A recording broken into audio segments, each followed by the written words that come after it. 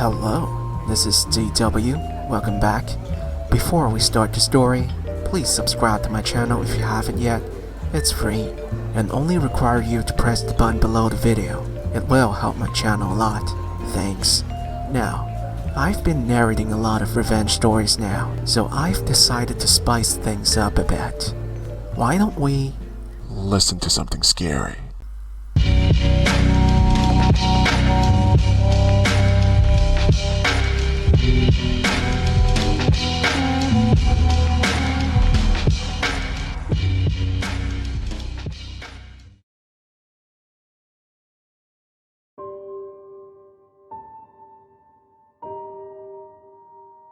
True story. My name is Shen. I live in France. And sorry for my bad English. If I remember correctly, it was 2017 when this story happened. We have my half-brother and I, 18 and 19 years old. We live in France. Only the mother of my half-brother live in Morocco. And so, every year we spend a little stay there when he goes to see her. I had my license at that time, and so we had the idea to go by car and go through Spain in order to visit a bit. We take the road from the French Riviera. 3 days of driving we expect, including of course the 2 nights at the hotel. Everything is going well in Spain. It is time to take the boat from the port of Malaga to go to Morocco, where we arrive in Tangier. It is around 5:30 p.m. when we arrived at the hotel in Rabat, city in Morocco. We are settling in there. Everything is fine. This is where things start to get weird. In booking our room, the hostess was very helpful and professional. However, with my brother, we are starting to find it quite curious. What time exactly are you leaving tomorrow? Do you plan to take breaks on the road? Where exactly are you going? Where exactly is your car parked? She tells us it's to clean the car. We just make the remark between my brother and I without really dwelling on it. The hostess asked us which road we were planning to take to get to Marrakesh. She suggested we take the road towards Casablanca and is very insistent there without giving us time to answer. She told us that it will allow us to see beautiful landscapes, etc. And, unfortunately, we followed her advice. The day is breaking. The car has not been washed. But in short, my brother and I, being very tired, we slept late until 12 noon. We decided to visit Tangier a little before hitting the road. It is 10 p.m. after eating. We decide to hit the road. I prefer driving at night. Makes me more comfortable in these conditions. Everything is going well. We listen to music. We take breaks on some kind of highway air. Having dragged around a bit, it is getting late. We have 3 hours of road left before arriving. It is around midnight. We're back on the road. On the highway, there are very high lampposts, some of which were not functional. So there were many areas where it was quite dark. I decided to be extra vigilant. Continuing, I saw a group of nobody, around 7, behind security guardrails. I saw them quite quickly, but they were crouching as if they were trying to hide while watching the road. My brother at that time was asleep. I keep driving without really asking myself a question, but I found it strange. I put myself in full headlight, and the second I do, I see a man in the right lane. I had to go at 120 to 130 kilometers per hour on the center lane. I slowed down and reduced my speed to around 100 kilometers per hour. The man in question must have been in his 40s, and there he rushes to my car and throws a rock, or rather, a big stone on my windshield. I crushed the brake pedal in the incomprehension of what has just happened, and under shock, I stop. By removing the belt, by reflex, my eyes, it directs towards the rear view mirror. I see a dozen of persons running towards my car. I could not see really well, knowing that it was dark, but I saw that they did not present empty-handed. Sticks, picks, etc. Taken with fear, I clicked the first and crushed the accelerator pedal. I speak to my brother at that moment while looking in the retro. He does not answer. I turn my gaze to him. He is unconscious.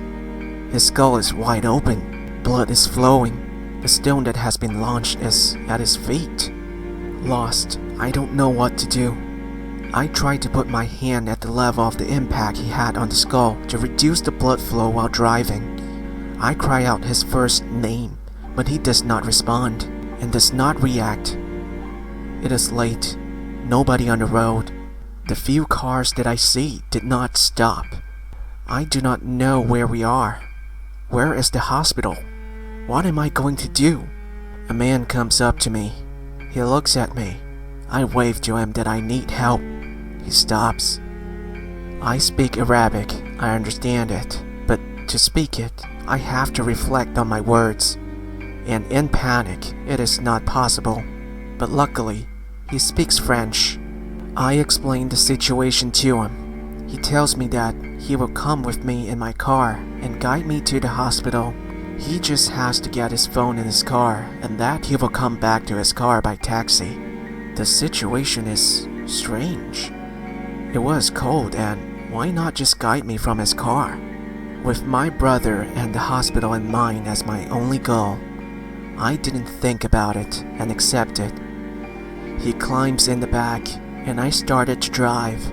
He says apologetically for not introducing himself. His name is Saeed, and to take the first exit after about 10 kilometers, I introduce myself in turn by giving my first name. Someone chose to beep in the car. It's the phone he went to pick up in his car, except that it wasn't a phone, but a walkie-talkie. The questions multiply in my head, and their conversation is in Arabic. I understand them.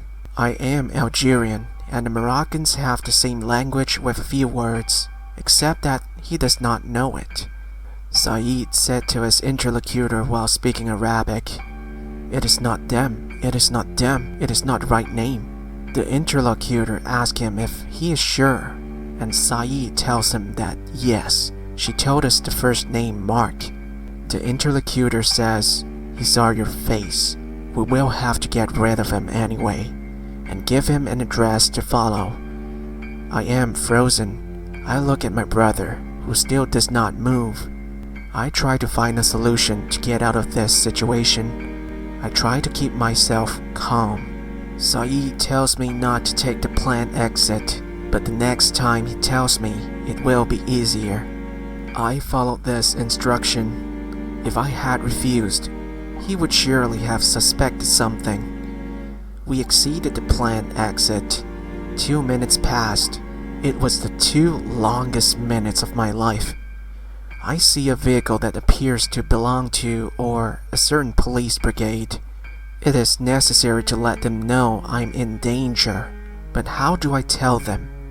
I decide to put myself at their level, but Saeed says I mustn't. I am trapped. I am 5 meters away. I decide to make a single call of the headlight to attract their attention, and that they see the windshield totally break so that they stop me. Saeed raises the tone, and I said to be careful and not to start over. But it's too late. They signal me to stop. I stop. Saeed tells me it's not over and runs away from the car. They were gendarmes. I go to them in panic and explain the situation as best as I can in Arabic. They call an ambulance which arrives quickly. My brother is brought to the hospital and he is immediately transferred to France to the Toulon military hospital, in which he will be plunged into an artificial coma for 3 weeks. His skull has been broken on the right side above his eye. He lost the sight of his right eye. Today, everything is better. He regains his sight little by little and takes it back to his life. Saeed has not been found, but the man who threw the stone 6.4 kilograms, was found and identified he is known for several beatings in an organized gang. He is serving a 40-year sentence, and the most shocking is yet to come. The woman who was the hostess was part of the coup, but she has disappeared. The inspector explained their way of working to me. The hostess spots people passing by the hotel who are foreigners.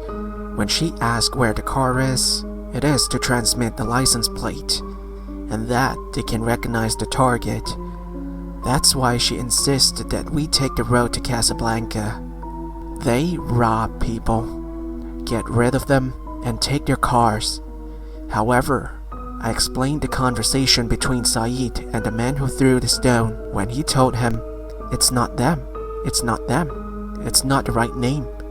The inspector told me that we were very lucky then, and that he could not explain the situation to me on that. But surely he knew the reasons. I decided to do some research on my own, and there have already been stories like this where families with infants were attacked and only infants disappear. In the end, I think they were wrong because when the hostess asked us what time we were going to leave, I said we were leaving around 5 p.m. But we only left the hotel at 5 p.m. We got on the road at 10 p.m. They had our license plate, but not the people they expected, and the group of criminals were probably expecting other people than us. And that's the end of the story. Wow, it is truly a scary encounter. I mean, I couldn't imagine what would happen if OP didn't stop the car. OP, if you're listening, I really hope you and your family is doing alright after this encounter. And to my viewers, the link to OP's story is in the description. If you like the story, do go and give OP Kaneo Mane some support and upvote. And don't forget to subscribe to my channel and give me a like if you enjoyed it. It really gives me the motivation to keep uploading as it is not easy. This recording alone took about 3 hours. You know, re-recording it if it didn't sound right, checking if I read things wrong. The time consumed adds up, and that doesn't even include video making and rendering. So yeah, give me a simple subscribe to support my channel. Don't worry, it is free, so please do. And we'll see you again next time. Have a great night.